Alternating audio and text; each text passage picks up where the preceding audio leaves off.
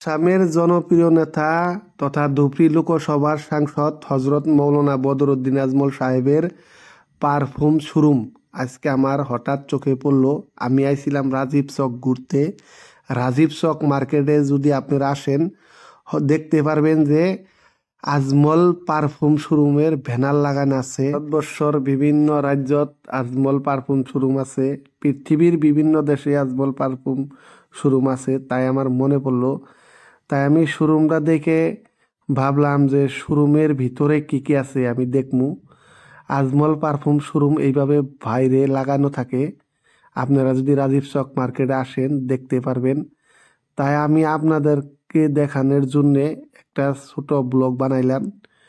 আপনারা পারলে Rafi blog share করবেন, ফলো করবেন, রফি ব্লগ একবারে দিবেন। আর রফি ব্লগের ভিতরে যে একবার চেক করে নেবেন, দিল্লির অনেক ব্লগে আমি দিছি। আজকের ব্লকে আমি সম্পূর্ণ পারফিউম শোরুমের দেখাবো না, এর পরের ব্লকে আমি দেখাবো পারফিউম শোরুমসের ভিতরে কি কি আছে। আজকের ব্লগ আমি এই পর্যন্ত শেষ করলাম। বাই।